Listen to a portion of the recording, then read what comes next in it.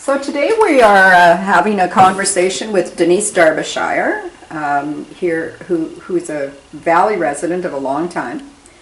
Could you tell us a little bit about your parents and where you were born and how you came to be in Golden, BC? I was born in Golden in 1960, and my mom and dad were Elaine and Chuck Darbyshire. And after I was born, we lived up at Mary Morse's in a building they had converted into a home to bring in extra income into their family. Then after that winter, we moved to the Blaeberry, where I lived in the Blaeberry schoolhouse for the first 7 or so years of my life.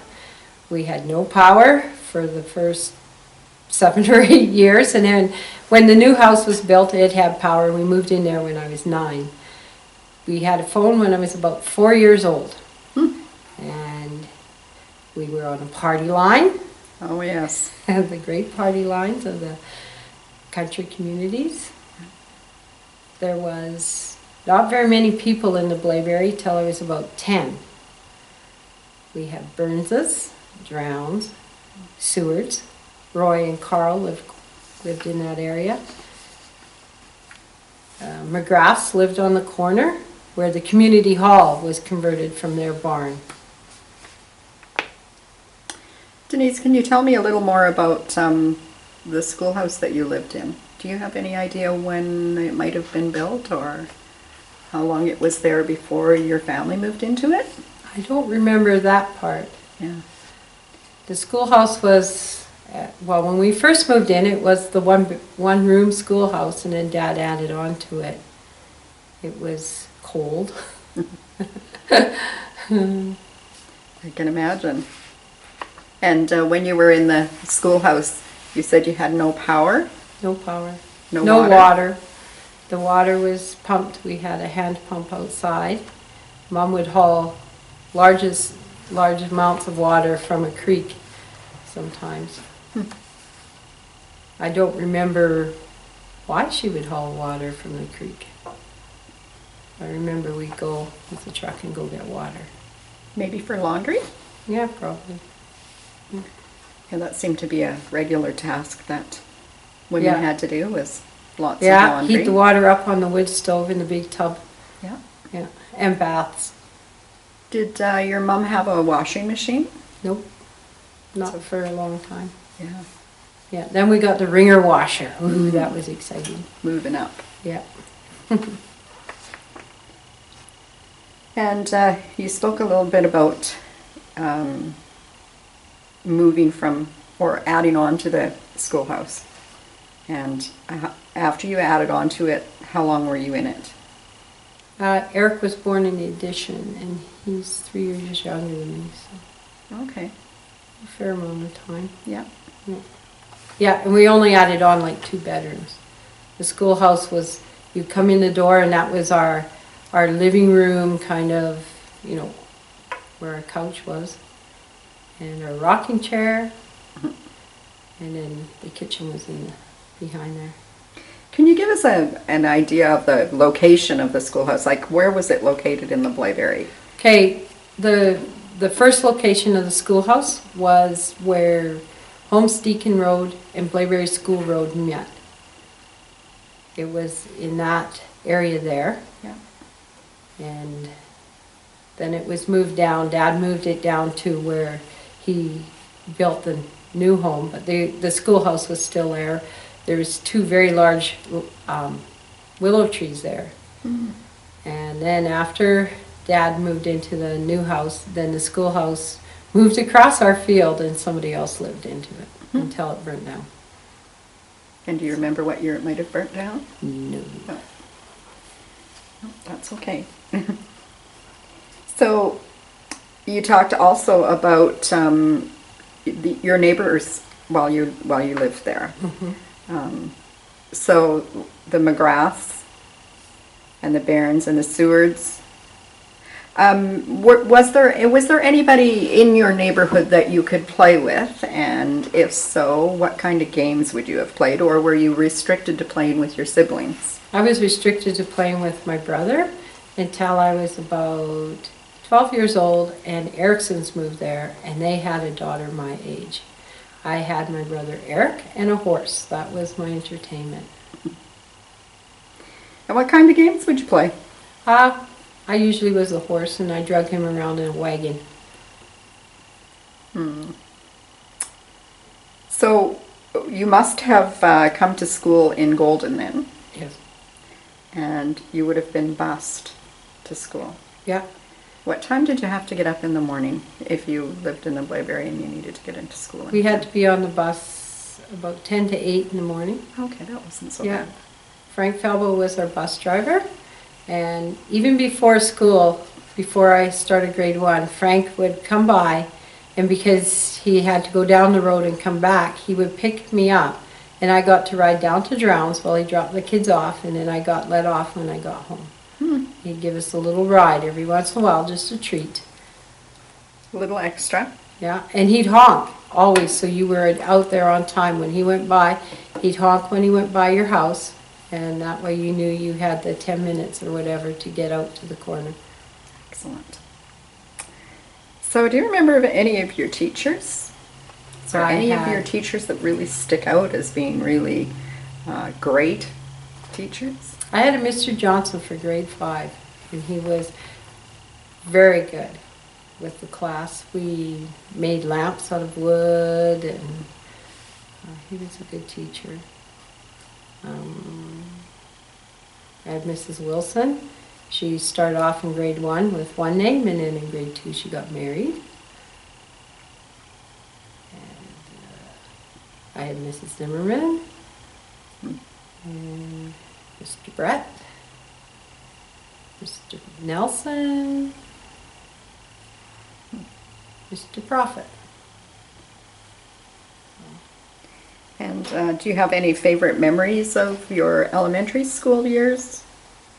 Not really. Not really. Did you have to do any chores at home? Oh yes, I did. What kind? Elaborate. Elaborate. We had cows. We had a milk cow. Her mom didn't seem to enjoy milking it, or couldn't get it to give her enough milk. So I had this figured out that if you pulled the calf off at night, then you could milk her in the morning and then turn the calf out for the day. So I did that, and this cow's name was Easter, and you could milk her anywhere. I just go out to the field and put down the pail, and she'd stand there and patiently wait till I was done. We had chickens and pigs. We were told not to make pets out of the pigs. Dad worked away that year, and of course the pigs became our great big pet. They got out and come scurrying across the road, and we scratched them. I raised geese that also became pets, but the eggs were great for pound cakes. And my horse. In the winter we had an elk problem, as many people do. And they would literally come and eat the hay with the cows. And one year Dad pulled a bale out and there was no hay behind it. The elk had pulled the back out of the barn and came in. And here we are in January looking for hay. So, yeah, that was part of the country life. And other chores that you might have done? General house. Yeah, helping in the garden and with haying as you got older. And if your brother had allergies, you got to load hay and your brother got to drive the truck. Yeah. Did you have a big garden? Did your parents have a big garden? They had a huge garden that provided us with our vegetables all year. And Mom was very into the flowers, so she had beautiful flowers and won many ribbons at the fair with her flowers and vegetables. That's interesting because most people, when you think of the Blaeberry, you don't think of great gardens. But I do know now two gardens that I would have considered to be really good. Yeah, I had to keep my geese out because they actually can eat carrots. So your parents must have always had some sort of transportation then. Your father drove and you didn't have trouble getting to town if you needed to. Mom actually didn't start driving until I was school age. So we did have a problem, with getting to town. Yeah. Medical things, I remember having Dr. Lundberg up there was probably a good thing for Mom. She cut her hand really, really bad, like really bad. And he was going by and he was able to help her. His dad worked many long hours or away. Mom could drive around the farm a little bit, but yeah. So if one of you was sick, then she'd have to arrange with a neighbor or someone Or to... Dad. Or wait for your dad, yeah. Yeah. Uncle Ken also stayed with us in a shed, sort of building outside for my younger years for a couple of years. Yeah. And where were your parents from? Like, where did your mom hail from and your dad? And how did they meet? Mom was from Blaeberry Creek, which is just outside of Castlegar. She grew up learning many of the great Doukhobor ways and many of the great Doukhobor recipes. Dad came from Saskatchewan, a place called Hinchcliffe, Saskatchewan. And he left home about 14, 15 and went up and started working on the Alaska Highway. And then he gave up on that and went into the interior BC to log, where he met Mom down in the Blaeberry Creek area. And they dated for a year and got married and came up here. He was working up here on and off with Uncle Ken. He worked in Wassa. Him and Uncle Ken stayed in this little shed and thought they would freeze to death. Hmm. Yeah, some of those lumber camps, Yeah. The housing was very, very poor. Yeah, and road construction. He did a lot of road construction in this area too, on the Big Bend Highway. So let's move you on to high school. While you attended high school, did you work anywhere? Did you have a high school job that you went to on weekends or after school or something like that? I worked at 13. I worked up at the Golden Rim as a chambermaid. I did that for a couple of years in the summer. I worked at the Golden Arms as a chambermaid too. And that consisted of Dad would probably have to pick me up and Mom would bring me in to work. And Dad would pick me up. But after school Mom didn't like to drive, so there was no band, there was no nothing. Unless somebody else in the Blaeberry was doing it, I didn't get to do it. So, did you graduate from high school in Golden? No, I didn't graduate. I quit and continued to wait tables and do all that stuff. Yeah. And then, after you quit high school and went to work, I did the same thing. I considered myself smart enough. Mm-hmm. I couldn't imagine what more high school could offer me. That's right. Grade 10. Grade 10. Grade 10. That's all you had to get was grade 10. And then you waited tables. But I know at the present time that you work for LP. So what have you done between high school and LP? I worked for Loomis Courier for quite a few years. I drove for them. I was their office girl. And then I got a little more education and became a log scaler and got my waste and residue and did that. And then I worked at Donald before Donald shut down as a log scaler. And then I came when Donald shut down to Golden and work in the mill and log scale. And of the many jobs that you've done, and they've covered quite a span of different things, different experiences, which was your favorite and why? I like log scaling. I like private scaling when you get to go out to a landing and smell the earth and the fresh pitch on the trees. It's just so nice, and the birds are talking, and you're just out there by yourself, dragging the tape up and down the logs. It's the best place. So you talked earlier about the community hall in the Blaeberry, and I know that you had a hand in not just events, but I think you were on the board at the community hall for a long time. Yeah. And can you give us an idea maybe how long the community hall was in the Blaeberry before it was closed? It was called the Blaeberry Fords Ratepayers Association. That's what set up the community hall. Blaeberry Ford Moberly Ratepayers Association. And my dad was involved in the start of it. I remember being there as a teenager, probably, young teenager, and there was an auction to make money to bring it in. They had a Blaeberry homecoming there. The barn eventually got a floor and windows and that. I don't remember how long. I know it was shut down, and I was involved when it was shut down. I was on the board. There was no community support. We went door to door with flyers inviting people to come out and help support it, and nobody came, and the roof was falling in. It was very unsafe. And because it was sitting on a piece of property that was a lease, they wanted financials and they wanted more say in what was going on there, and we couldn't provide that.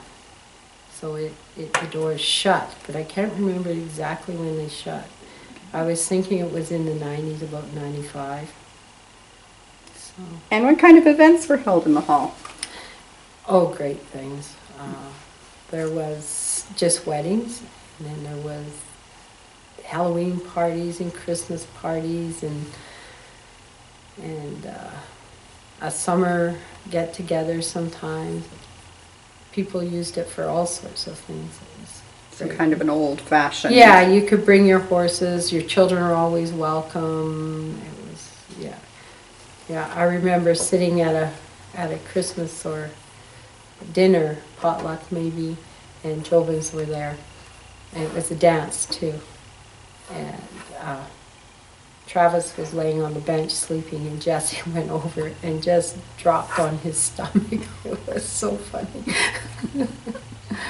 But it was great. It gave the children, it helped the children learn community. Going to functions at the hall, I felt, was a great way for kids in the area to learn community. There also was people put on exercise group there, things like that. There was crafty things that went on there.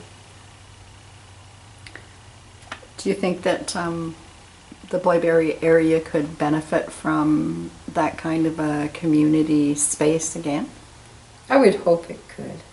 There's sure been a lot of people move in and a different, but you would hope that something like that. I know there's a mother and tot group out there that they hold at somebody's house.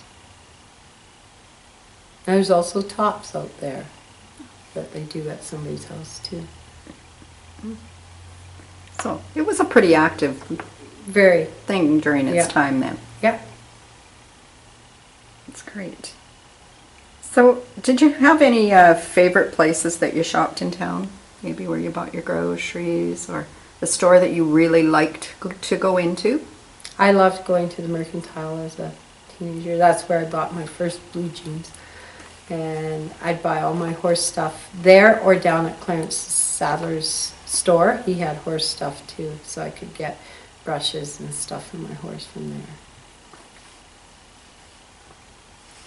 Do you remember Jack Marble's variety store? Oh, I love Jack Marvel's variety store. That's where you get all your Christmas presents. Yeah. For sure.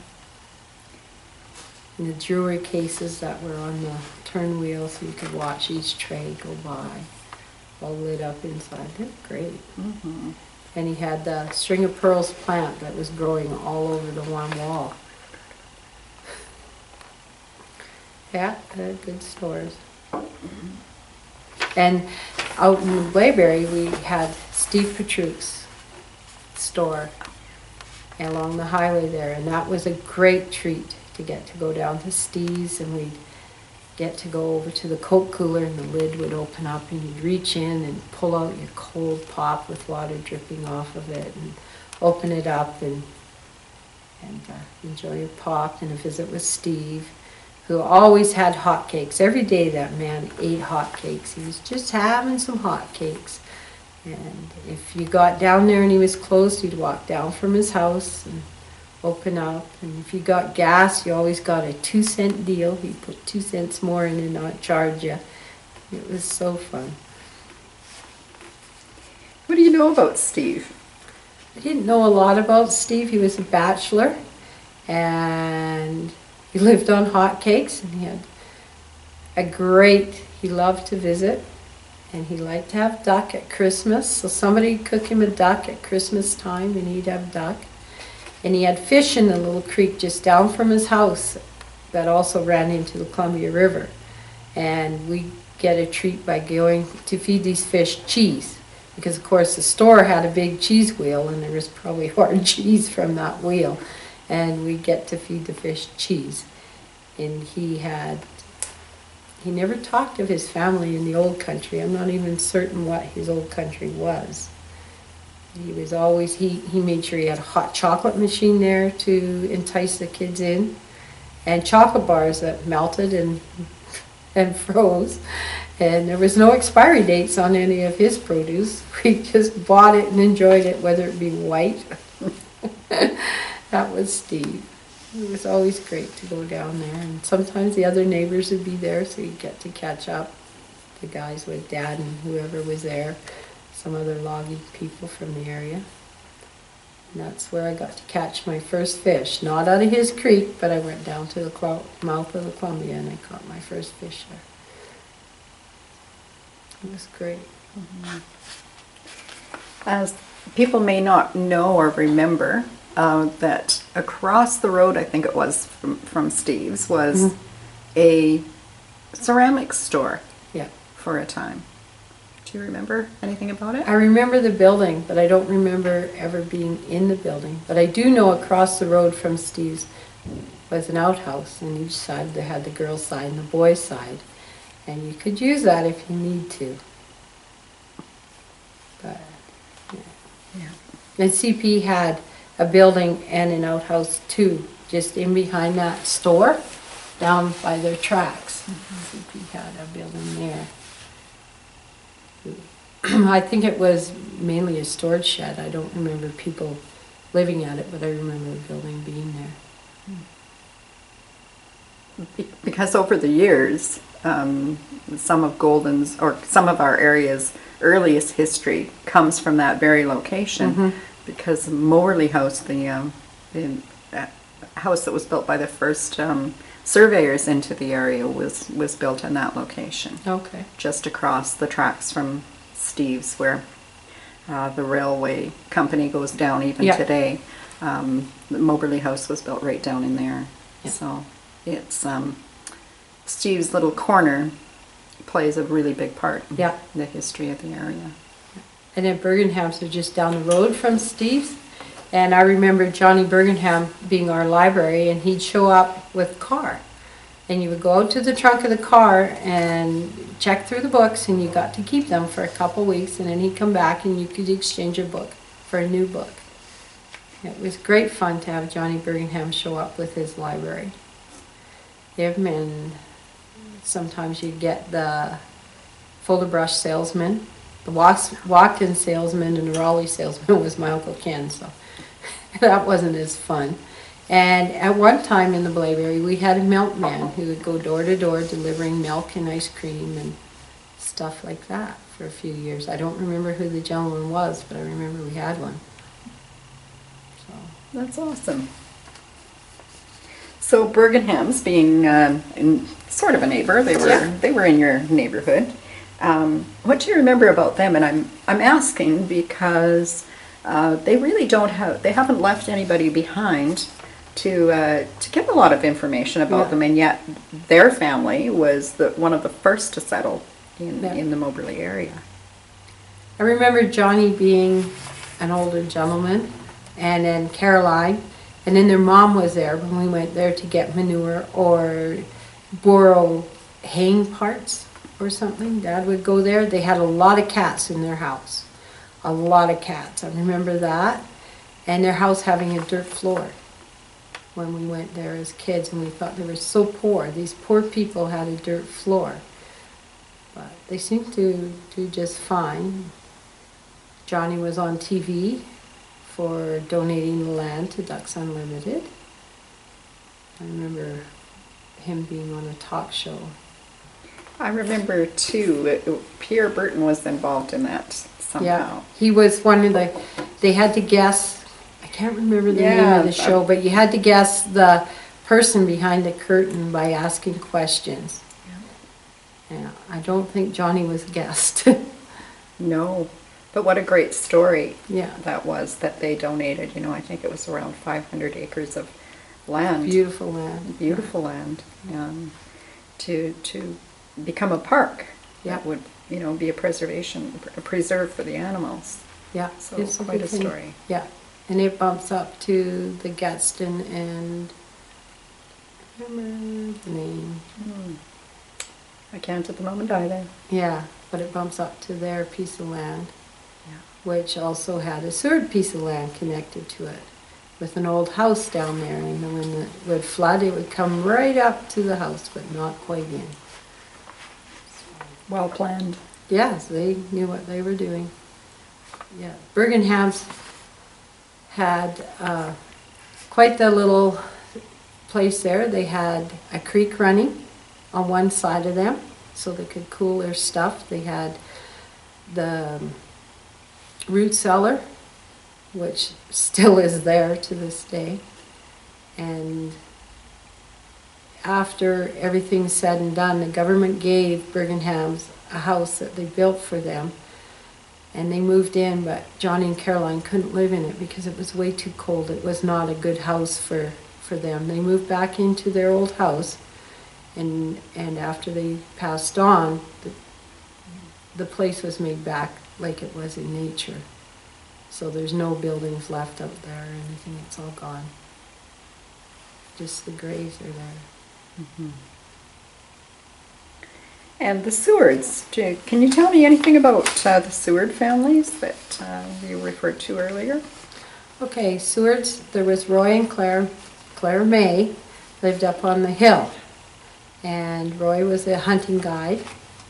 And as a child, he was very scary. He had big eyebrows. And Claire May stayed at home, and they had 2 children, Roxy and Trixie.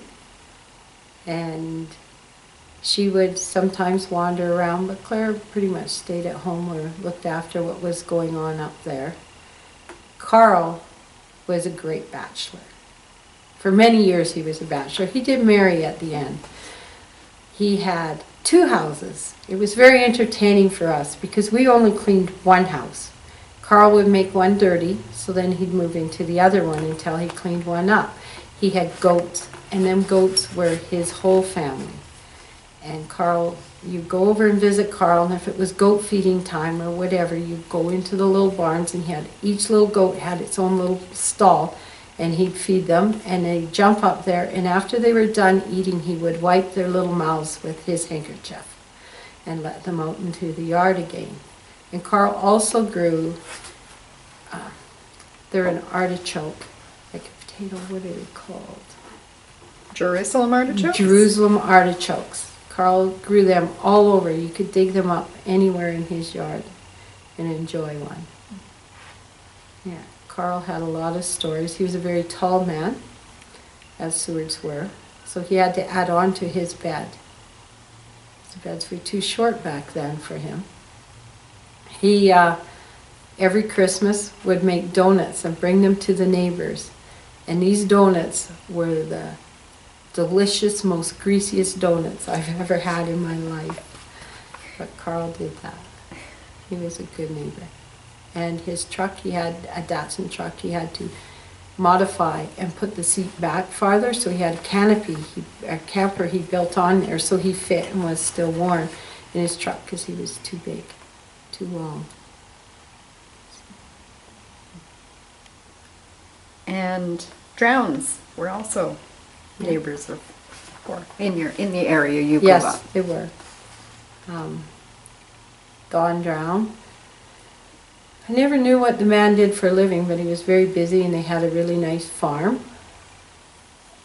They had an older house and then they also built a new house, as most people did there. They lived in an old log house. Yeah. And Hilda drowned and they had kids, but they were older than me. And a lot of farming, we shared a bowl, back and forth, things like that. Yeah. Hilda learned to drive up there. I remember comments that she'd come flying into our driveway. Dad'd go out and give her a hand. Yeah. And the Bairns? Burnses, Chris and George Burns. She taught for the logging camps up in the Blaeberry there. She taught up there. She was a school teacher.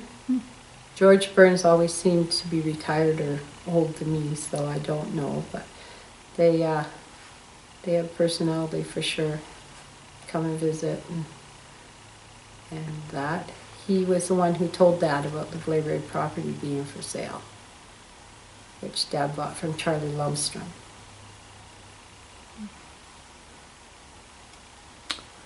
In the notes that you've written up for yourself about this event, you've added that you wanted to talk about the houses from Split Creek. Oh yes, Split Creek, because it was a whole community, a logging community at one time with a school and everything.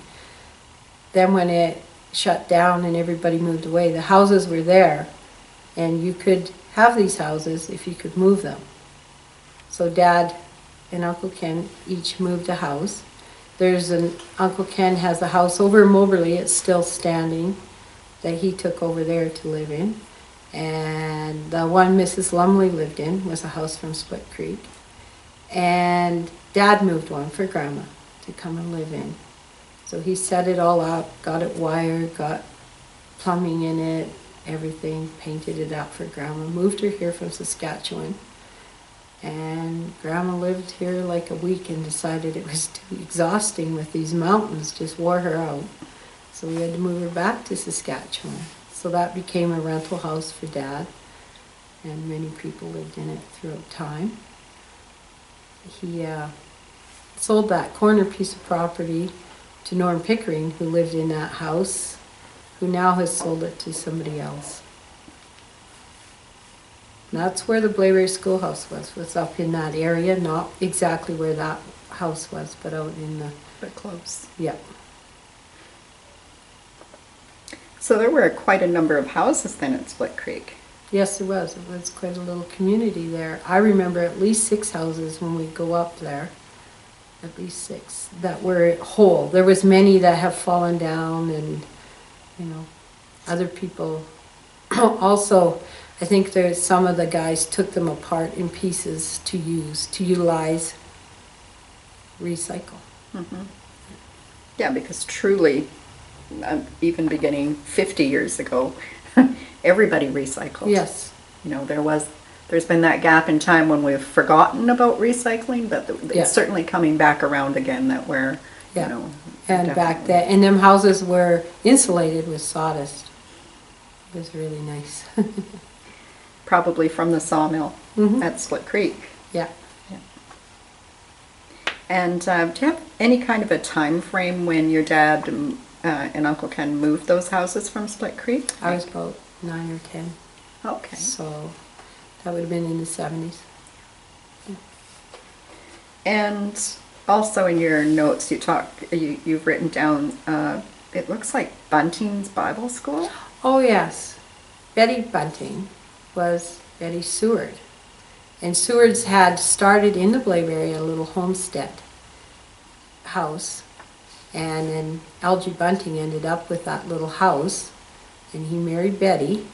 And as time, they raised their children or started their family over there. And this place it's part of the Seward section. So Carl got a section and John got a section and Betty got this place, right? And so they all had a piece of this land. And Betty and Arvid moved to the Okanagan area, but would come back every summer and live there. And they made a Bible school there. There was a bell, and there was, you could go there. And we got to go over and do the crafts and the singing at night, and then we would come home after. We didn't get to sleep there like the other kids who came from I don't know where to do Bible camp there. There was a pond built for little rafts and stuff like that. And as I know, that house is still there.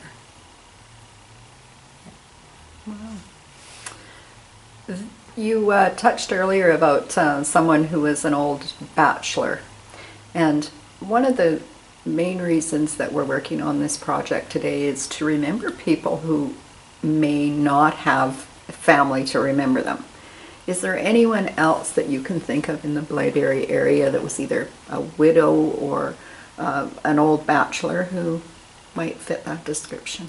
We had Dr. Lundberg, who lived in the area and had a dentist business here. And he had a great pieces of land he had accumulated in the Blaeberry. And I don't know where his family was from or anything. He's gone, and I had heard he went down to the Cranbrook area because he wasn't feeling well or something. But now he's passed away. We had Mr. Torrance, who would come over and visit with us, and we'd walk over there to visit him over on Kettleston Roadside.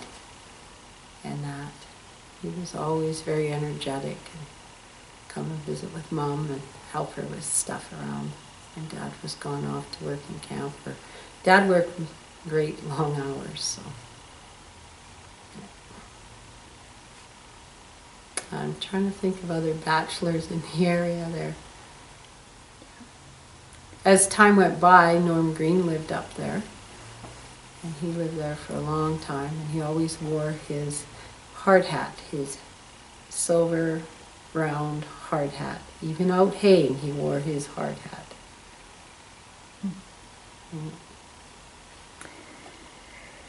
So, what would you say was the best part about being raised in the Blaeberry? Freedom. We had the freedom of going anywhere we wanted there. And I had a horse, and I was able to spend many hours on Willowbank Mountain and down at the Blaeberry River, just enjoying things. Nobody was ever worried about anybody stealing you. Not that they'd want us, but yeah. And even after you entered into a relationship and had children of your own, you lived in the Blaeberry. Yes, I did. And until really kind of recently. Yeah. So your kids had some experience in the Blaeberry Yes, as well. they grew up in the Blaeberry, and I shared going down to the Blaeberry River flats with them and fishing in the Blaeberry River, being out all over the Blaeberry, really.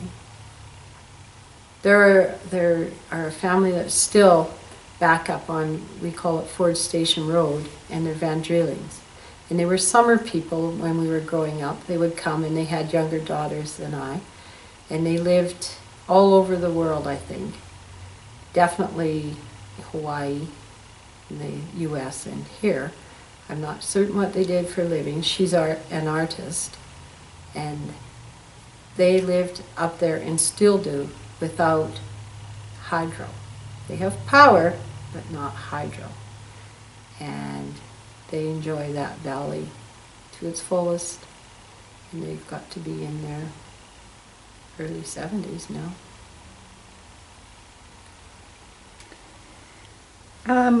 Up in the Blaeberry, there's an area in the Blaeberry where there's quite a bit of settlement, and I know at one time there was a trailer court in there that's recently kind of been taken apart.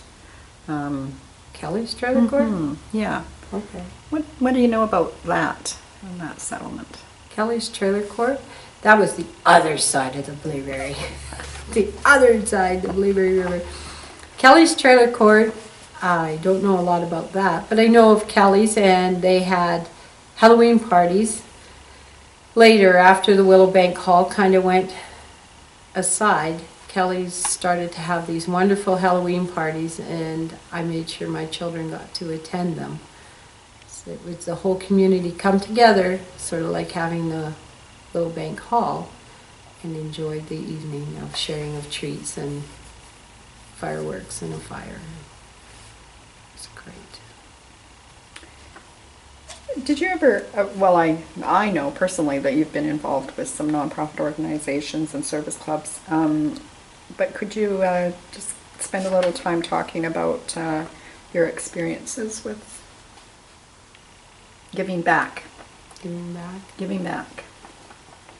I never thought about it that way. I work or I help out at the museum. I really enjoy anything to do with history. And back to the bachelors, there was one, Fritz, who lived on Ford Station Road, and he had cattle that were free range for Fritz. Even if we had herd law, his were free range cattle. And he lived there all my life. I never really met the man. And that was one of the bachelors that lived over there. And his place, now that he's passed on, is starting to be subdivided. But his home is still there. And so that's another piece of history we're losing here. Yeah. I know Sutters are involved, or know of Fritz. Okay. So, in case we want to talk to them. I spent time with the Willowbank Hall till its closing. Enjoyed helping put on parties and organizing cleanups and stuff like that. Through the mill, I'm involved with their safety committee, because I can always see greater places for safety to be brought in. And the museum, and hopefully we've improved our safety here too.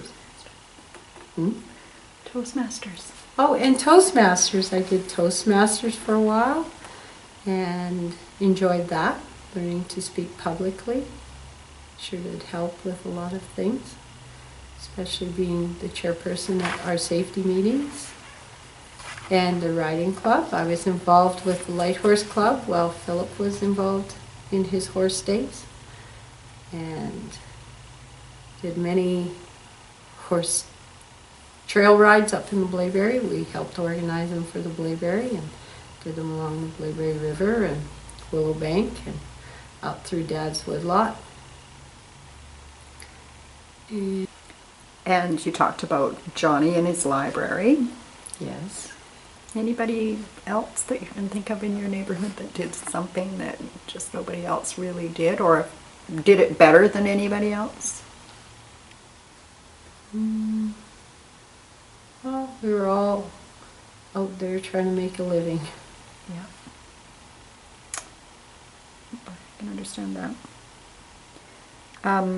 Who would you say in your lifetime, not just in your Blaeberry years, but who would you say the most interesting character you've ever encountered is?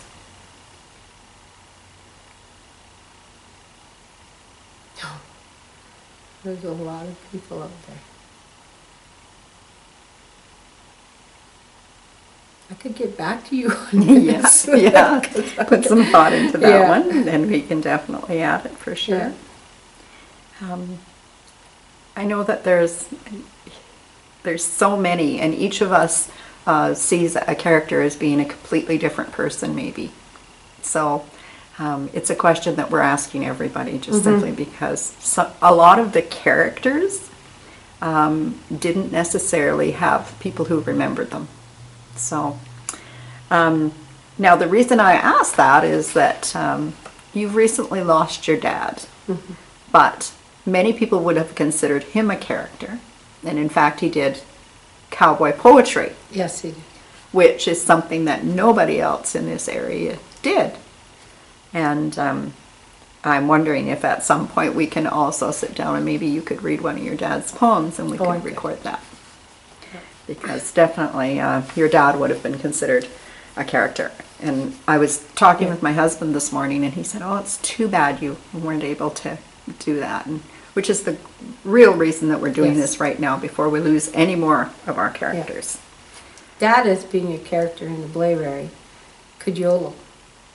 And we would go down the road with the tractor to go do something, and it's really unsafe, but we would ride on standing by the fenders, and Dad would yodel while we went down the road to wherever we were taking that tractor to. And that was one of the great things that Dad did, that trapping, hunting, just leaving his mark in the Blaeberry. The woodlot is a great thing that he's left behind. He's nurtured many trees that will continue to grow for many, many generations to come.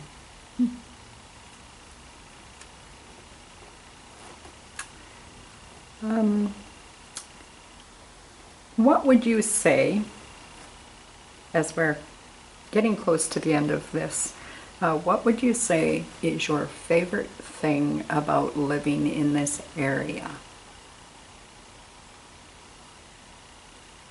The beauty each morning brings. When you open your eyes and look at the mountains, the trees, and the air that's passing through your lungs, whether it be crisp or damp, it's always a pleasant experience.